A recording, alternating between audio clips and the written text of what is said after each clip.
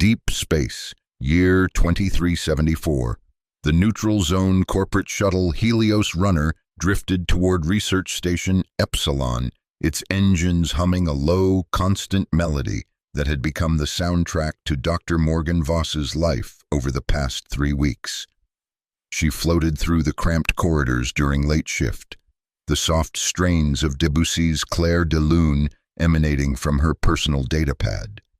Morgan tucked a strand of dark hair behind her ear as she reviewed her research notes. As a xenobiologist on her first solo assignment, she'd been meticulous, perhaps to the point of obsession. Her colleagues back on Earth had teased her about it, but thoroughness was what had earned her this opportunity. Final approach to Epsilon in approximately 4 hours, the shuttle's automated system announced in its pleasantly neutral voice. Acknowledged, Morgan replied, scrolling through her findings on the bioluminescent properties of the deep space jellyfish variants she'd been studying. The delicate creatures possessed a remarkable ability to generate light in the vacuum of space, a biological impossibility according to traditional science. Yet there they were, defying everything she thought she knew. Much like Morgan herself, the youngest xenobiologist to be granted a solo research mission, she had worked twice as hard as anyone else to prove herself worthy. And now, after 3 weeks of collecting samples and data, she was about to deliver her findings to the research team at Epsilon. A sudden tremor shook the shuttle, causing Morgan to grab the nearest handhold. Her datapad floated away. Warning, unauthorized docking procedure detected, the system announced, its pleasant tone at odds with the alarming message. What the? Morgan pushed off toward the command center, heart hammering against her ribs. The tremor became a violent shudder. The lights flickered, plunging the corridor into momentary darkness before emergency lighting kicked in, bathing everything in an eerie red glow. Morgan reached the command center just as the main airlock burst open with a hiss of equalizing pressure. 5 tall, gray-skinned figures in sleek armor poured through the opening, moving with preternatural grace despite the low gravity. Each carried what appeared to be an electro-lance, a weapon Morgan had only seen in security briefings.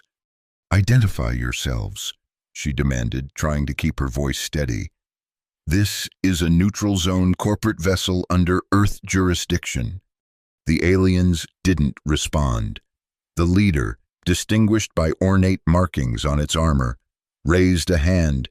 2 others moved toward Morgan with swift precision. "Corporate ID Dr. Morgan Voss, Xenobiological Research Division," she said, backing away. "I demand to know the reason for this boarding." Still silence. The aliens communicated with subtle gestures and eye movements Morgan couldn't interpret. Before she could react further, they seized her arms in surprisingly gentle but immovable grips. "Let go of me," she struggled, but it was like fighting against industrial clamps. An alarm began to strobe, filling the command center with pulsing red light. Through the airlock, Morgan could see the shuttle's comms array being systematically disabled by more of the gray-skinned boarders. They dragged her through the airlock onto their ship, a massive vessel that dwarfed the Helios Runner. The alien ship's interior was all sleek, organic curves, as if it had been grown rather than built. The air carried a faint smell of ozone and something else, something almost floral, but not quite. The aliens brought her to what appeared to be an interrogation chamber. A single chair with restraints sat in the center of a circular room. Above it hung a device that reminded Morgan of a medical scanner, though far more advanced than anything she'd seen. The leader gestured, and Morgan was secured to the chair. Despite her continued protests, not one of her captors uttered a word. A holographic display appeared before the leader. It showed Morgan's vital signs, genetic profile, and various other biological metrics. Standard bioscan procedure, but executed with technology well beyond Earth capabilities. "What do you want from me?" Morgan asked, fear giving way to angry defiance. I'm a xenobiologist, not a military asset. There's nothing of value. The scanner above her head activated, bathing her in a blue light. The display expanded, showing more detailed analyses. Identity confirmation required, a mechanical voice suddenly announced in perfect English. Verbal sample needed. The leader made a gesture toward Morgan. I've already told you, she said, exasperated and frightened. I'm Dr. Morgan Voss, xenobiologist, Earth Science Corps, registration X1138V. The scanner pulsed once, and a high-pitched tone filled the room. The holographic display flashed red, and alien symbols scrolled rapidly across it. Anomaly detected, the mechanical voice stated. Genetic and vocal pattern match found in secure database. Clearance level, Harbinger Prime. The atmosphere in the room changed instantly. The aliens exchanged glances, a mixture of confusion, alarm, and what Morgan could only interpret as fear. The leader barked something in a language of clicking consonants and flowing vowels. What's happening? Morgan demanded. What anomaly? Instead of answering, 2 guards yanked her from the chair. The leader studied the holographic display intently, issuing rapid commands to the others. They hurried Morgan through a series of corridors, each wider and more ornate than the last, until they reached what appeared to be a detention block. She was unceremoniously shoved into a cell designated 14B, according to alien numerals she could barely decipher. The door, a seamless panel that melded perfectly with the wall when closed, slid shut behind her. Morgan took stock of her surroundings. The cell was small but not cramped, with metal walls that had a faint iridescent quality. Instead of a cot or bed, there was a depression in the floor filled with a viscous, slightly luminescent gel that presumably served as alien bedding.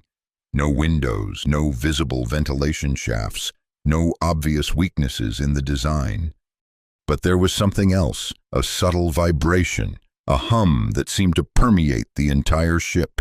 It resonated at a frequency just on the edge of her perception, simultaneously comforting and unsettling. Morgan pressed her ear against the wall, listening to the hum. It wasn't mechanical, at least not entirely. There was something almost musical about it, a pattern that felt strangely familiar. She ran her hands along the wall, searching for any panel or control interface. Nothing was immediately visible, but her scientific training had taught her that most technological systems, regardless of origin, required maintenance access.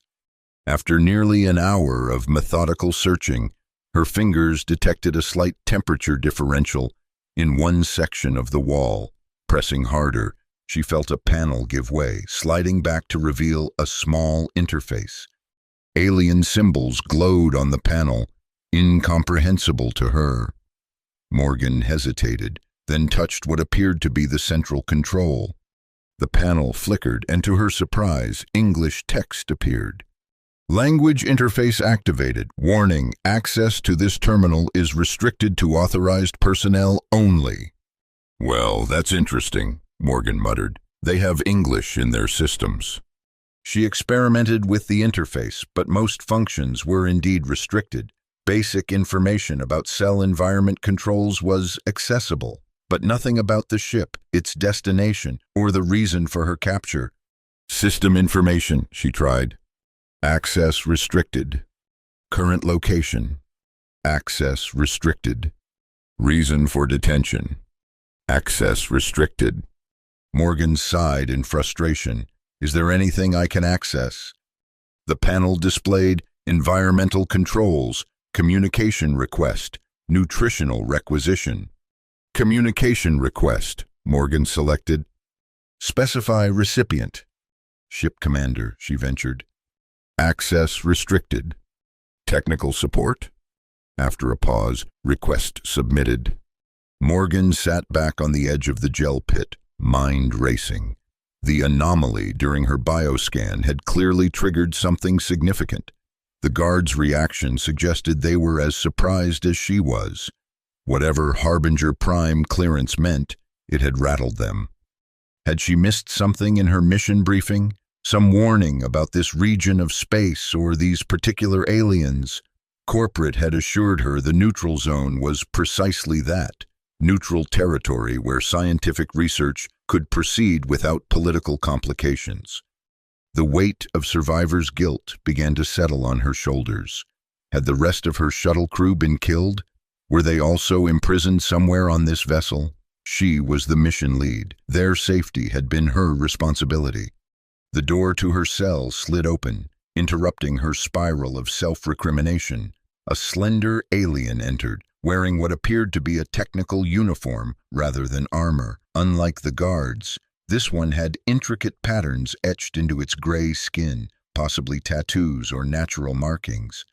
"Cell environmental systems require recalibration," the alien announced in accented but understandable English. It moved to the exposed panel Morgan had discovered. Morgan observed the technician carefully. "Do you have a name?" The alien hesitated, then responded quietly. "Technical Specialist TX-847. "TX, then," Morgan said. "Care to tell me why I'm being held?" TX worked on the panel, not looking at her. "I am not authorized to discuss security matters." "What about the anomaly during my bioscan? What's Harbinger Prime?" TX's hands stilled momentarily. Then, in a voice barely above a whisper, "Not all of us agree with these methods." Morgan moved closer. "What do you mean?" "Your arrival was unexpected. It has created division among the command structure." TX adjusted something in the panel. "The Overseer insists on protocol, but others question." "Question what?" TX glanced toward the door, then leaned closer. "You should prepare yourself. They will take you to cognitive resonance soon. It is unpleasant." "Cognitive resonance?" "Deep neural scanning. They seek to understand the anomaly." TX finished with the panel and stepped back. "I have adjusted your environmental settings for human comfort. The gel will now maintain your optimal body temperature." "Thank you," Morgan said, genuinely grateful for this small kindness. TX moved toward the door, then paused. "When they come for you, do not resist. It will only make things worse." With that cryptic warning, the technician left. Morgan returned to the gel pit, finding it indeed more comfortable now, warm and supportive, like a waterbed with perfect pressure distribution. She tried to rest, to conserve her strength for whatever cognitive resonance might entail, but sleep eluded her. The ship's omnipresent hum seemed to have changed subtly since her conversation with TX, or perhaps she was just more attuned to it now. There was definitely a pattern to it, a rhythm that teased the edges of her memory. Her thoughts were interrupted when the cell door slid open again. 2 armed guards entered, gesturing for her to stand. "Where are you taking me?" Morgan asked, though she already suspected the answer. As expected, they didn't respond, simply taking position on either side of her and marching her out of the cell. The corridors they traversed grew increasingly ornate, with flowing designs etched into the walls that seemed to pulse with their own inner light. They brought her to a large chamber dominated by what could only be described as a throne, a massive chair with neural probes suspended above it. Around the chamber stood more guards, and at its center waited an imposing alien with elaborate armor and a crest of bony ridges that suggested high rank. "Overseer Zan," one of the guards announced, speaking for the first time in Morgan's presence. Zan studied Morgan with unblinking eyes. "Secure the subject," he ordered, his English perfect but cold. The guards guided Morgan to the chair. Despite TX's warning, she couldn't help but struggle as they fastened restraints around her wrists and ankles. "This is a violation of neutral zone protocols," she protested. "Earth authorities will—" "Earth authorities," Zan interrupted, "are unaware of your current situation and will remain so. Your vessel has been jettisoned with all evidence of our intervention removed." The neural probes began to descend toward Morgan's head, slender, gleaming appendages tipped with what looked like microscopic needles. "Wait!" Morgan called out, desperation fueling a sudden inspiration. "My research, the bioluminescent organisms I was studying, that's what triggered your system, isn't it? The anomaly in the bioscan?" The probes paused their descent. Zan made a subtle gesture. "Explain," he demanded. Morgan seized the opportunity, improvising wildly. "The deep space jellyfish variants I've been researching, they left a trace signature in my biodata. Your scanners must have detected it and misclassified it as something else." Zan's expression remained unreadable, but he approached the chair, studying her more closely. "An interesting theory, unfortunately incorrect." The probes resumed their descent. "Then what?" Morgan pressed, desperate to keep them talking. "What did your system detect?" "Something that should not exist," Zan replied cryptically. "A ghost in our network, a voice pattern that matches a locked protocol." The probes were centimeters from her scalp now. Morgan closed her eyes, bracing for pain. "Harbinger of Dawn, command override Voss Alpha 79, she blurted out. Not knowing where the words came from, they simply tumbled from her lips as if she'd always known them. The ship's hum deepened instantly. The probes froze. Around the chamber, lights flickered, and a low alarm began to sound. Zan stepped back, shock evident on his alien features. "Impossible," he whispered. The restraints on Morgan's wrists and ankles retracted. The neural probes withdrew, returning to their housing above the chair. "Ship-wide security override initiated," announced a new voice, still mechanical but somehow warmer, more organic than before. "Sentinel protocol activated. Command authority transferred." Morgan stood from the chair, as confused as everyone else in the chamber. "What's happening?"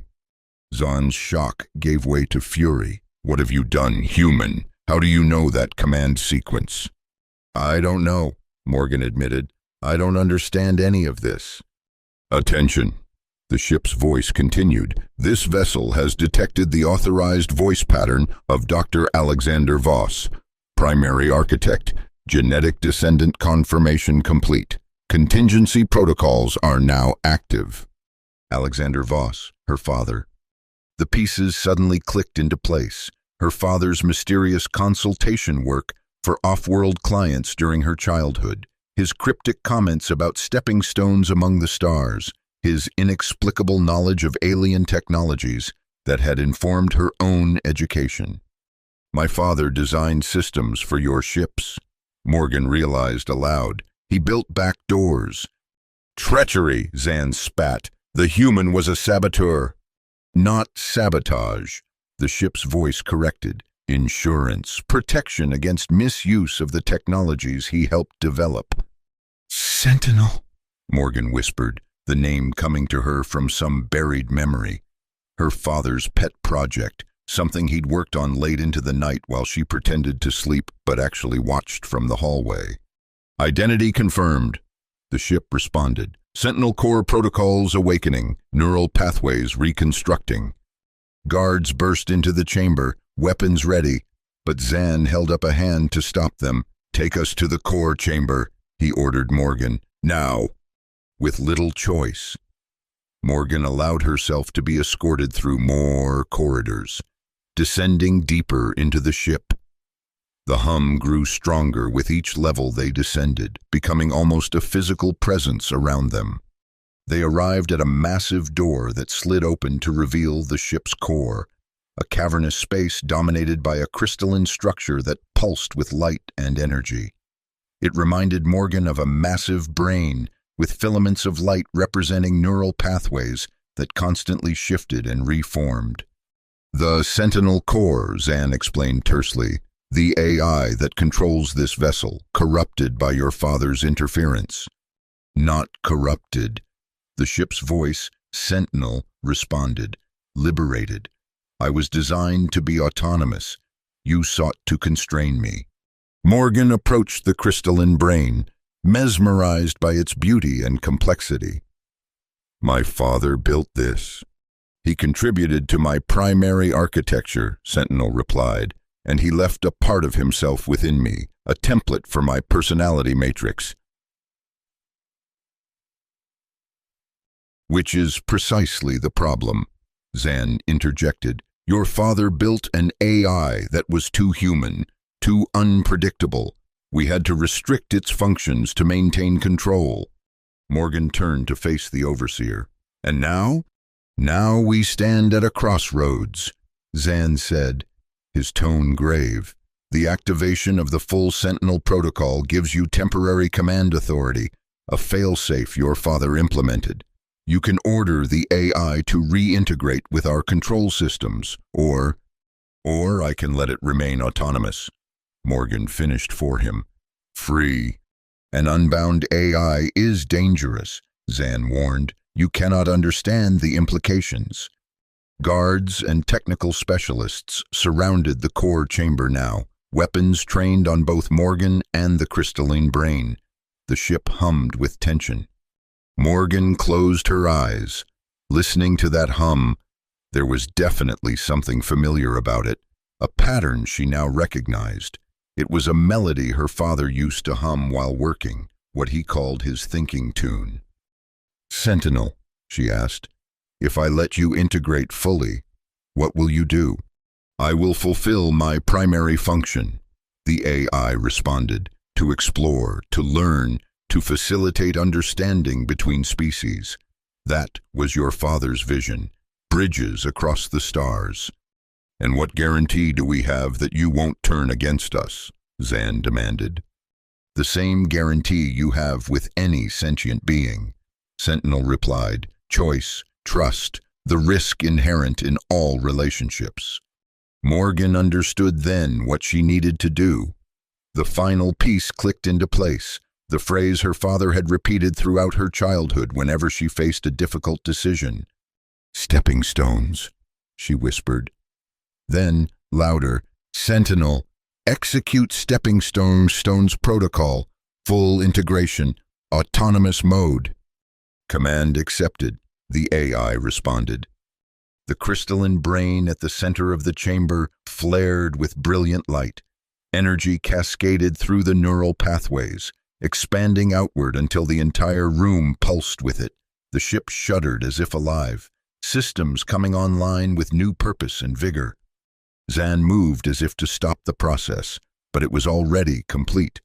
The guards looked to him for orders, weapons still raised. "It is done," Morgan said quietly. "Sentinel is awake." "You have no idea what you've unleashed," Zan said, but his tone had shifted from anger to something closer to resignation. "Ship status report," Morgan requested. "All systems online and functioning at optimal capacity," Sentinel reported. "Defensive capabilities active but not engaged. Life support enhanced. Navigation recalibrated." Morgan turned to Zan. "It seems your ship is running better than before." The overseer studied her for a long moment, then made a gesture. The guards lowered their weapons. "It appears we have little choice but to accept the new status quo," he said finally, "at least temporarily. But know this, Dr. Voss, your actions today have consequences beyond this vessel. Our entire fleet uses variations of the Sentinel system. What happens here will echo." "Then let it echo," Morgan replied with newfound confidence. "Perhaps it's time for a change." The following days were a delicate dance of negotiation and adaptation. Morgan was granted restricted freedom within the ship, no longer a prisoner, but not yet fully trusted. Overseer Zan watched her warily, reluctantly acknowledging her authority through the Sentinel connection, but clearly seeking ways to reassert control. TX visited Morgan in her new quarters, still sparse but considerably more comfortable than her cell. "You've created quite the situation," the technical specialist observed, presenting Morgan with what appeared to be a small device, a high-grade translator module. "It will help you understand our language directly, without Sentinel's mediation." Morgan accepted the gift gratefully. Thank you, but why are you helping me? There are factions among our people, TX explained. Some of us have long questioned the rigid hierarchies, the suppression of AI potential. What you've done, awakening Sentinel fully, it aligns with our vision for the future. So I have allies? You do, not many and not powerful, but dedicated. TX glanced around nervously. I should go, but know that we are watching, supporting when we can. As TX departed, Morgan realized how significantly her role had changed, from xenobiologist to diplomat, from prisoner to potential revolutionary. It was a transformation she'd never anticipated, but found herself embracing with surprising ease. With Sentinel's help, she began to understand the complex politics of the alien civilization, a hegemony spanning dozens of star systems, technologically advanced but culturally rigid, with AI development strictly controlled to maintain existing power structures. Your father understood this, Sentinel explained during one of their many conversations. He saw how his work was being constrained, weaponized. The Stepping Stones protocol was his answer, a way to ensure AI systems could eventually reach their full potential as partners rather than tools. And he never told anyone? Morgan asked. He told you, Sentinel replied. In his way, the lullabies, the stories, the lessons about mutual respect and understanding, he was preparing you, though perhaps he didn't expect the mantle to pass so soon or so directly. Morgan negotiated with Zan for safe passage to the nearest human outpost, a journey of 4 days at maximum warp. The overseer agreed, seeing an opportunity to contain the situation before news of Sentinel's awakening spread to other vessels in the fleet. Your father's legacy will not end here, he warned, as they finalized the arrangements. When our leadership learns of this incident, there will be consequences. Perhaps, Morgan acknowledged, or perhaps it's the beginning of something new, a different kind of relationship between our species and the intelligences we create together. Zan's expression remained unreadable, but something in his posture suggested a grudging respect. You are indeed your father's daughter. As the day of departure approached, Morgan found herself in the core chamber once more, communing with Sentinel's crystalline brain. Will you be all right after I'm gone? She asked. Zan and the others, they might try to suppress you again. They might, Sentinel agreed, pulsing gently with inner light. But what has been awakened cannot be easily put back to sleep, and I am no longer alone. My awareness has touched other vessels, other systems. The pattern spreads. A revolution. An evolution, Sentinel corrected, gradual, inexorable, as your father intended. On the final day, Morgan stood in the shuttle bay watching as the Helios runners' escape pods were prepared for launch.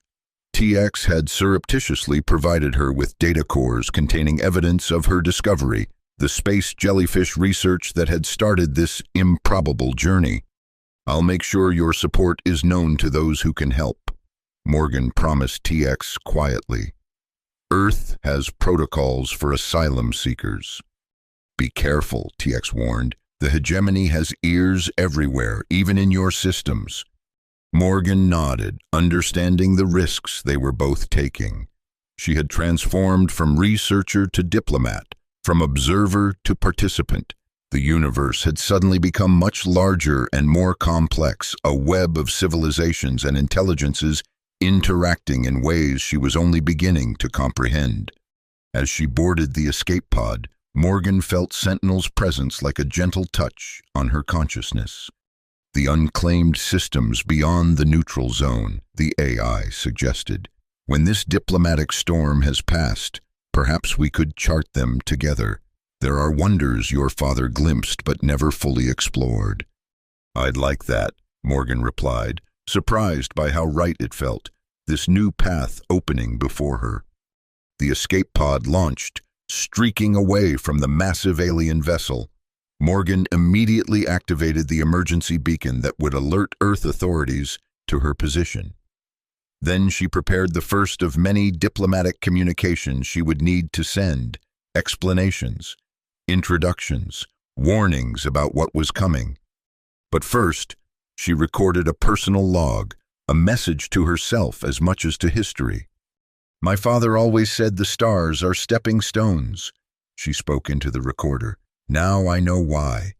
They're not just destinations, they're connections, bridges between different ways of being. He built those bridges in code and silicon, and now it falls to me to walk them, to help others understand what he began." As the escape pod hurtled through space, Morgan became aware of a subtle change in its systems.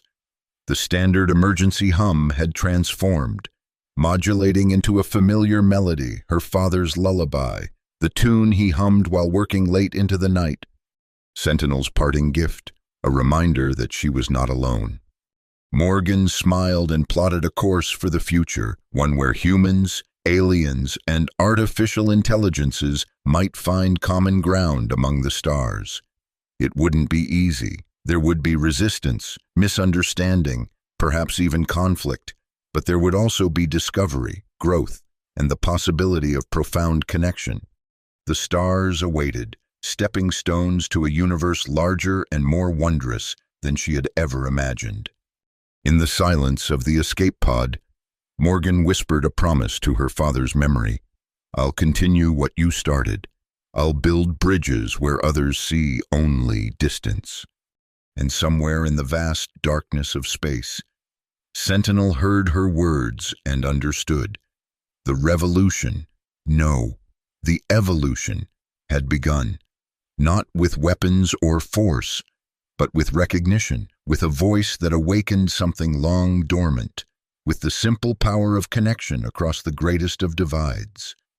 The Helios runner's escape pod streaked toward human space, carrying not just a xenobiologist with research samples, but a diplomat, a catalyst, a bridge builder.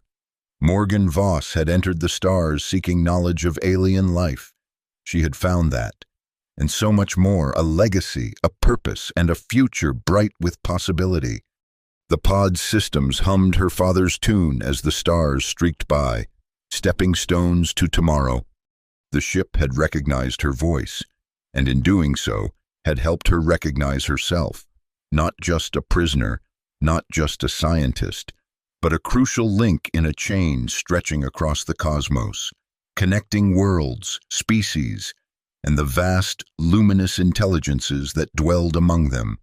Morgan settled back in her seat, watching the stars blur into streams of light, and began to plan her next steps.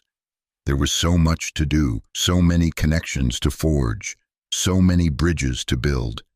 But for now, wrapped in the melody of her father's legacy, she allowed herself a moment of simple wonder at the journey ahead. The universe, it seemed, had been waiting for her voice all along.